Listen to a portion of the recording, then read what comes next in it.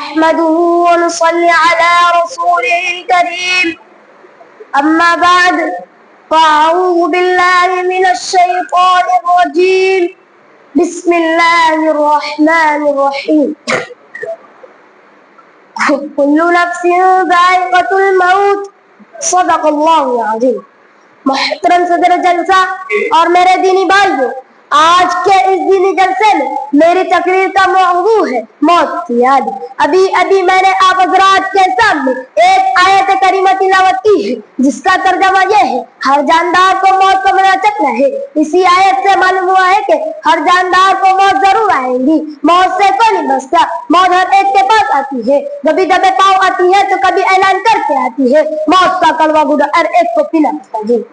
موت کے آگے کسی کی زور زبردستی نہیں چل سکتی، موت ہر کسی کے پاس آتی ہے، بادشاہ ہو یا فقیر، امیر ہو یا غریب، مرد ہو یا عورت، بوڑھا ہو یا جوان، چھوٹا ہو یا بڑا، محل میں زندگی گزارنے والا ہو یا جھوپڑی میں رہنے والا، شہر کا رہنے والا ہو یا آبادی میں رہنے والا، جنگلوں میں رہنے والا ہو یا آبادی میں، عالم ہو یا جاہل، پاگل ہو یا عقل مند، کمزور ہو یا طاقتور، موت کسی کو نہیں چھوڑتی۔ اسی بات کو اللہ تعالیٰ نے قرآن میں فرمایا اَيْنَمَا تَكُونُوا يُدْرِكُمُ الْمَوْتُ وَلَوْ كُنْتُمْ فِي بُرُوجٍ مُّشَيَّدَةٍ کہ تم جہاں کہیں بھی رہو گے موت تمہیں پکڑ کر رہے گی اگرچہ تم مضبوط قلعوں میں رہو۔ کسی شہر میں بہت خوب کہا ہے موت سے کس کو روستگاری ہے، موت سے کس کو روستگاری ہے، آج وہ کل ہماری باری ہے۔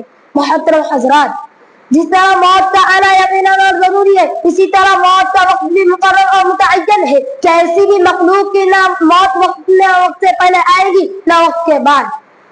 اللہ تعالیٰ نے فرمایا اذا جاء اجلهم فلا يستأخرون ساعة ولا يستقدمون، یعنی جب لوگوں کی موت کا وقت آ جاتا ہے تو وہ ایک سیکنڈ میں نہ آگے بڑھ سکتے ہیں نہ پیچھے ہٹ سکتے ہیں۔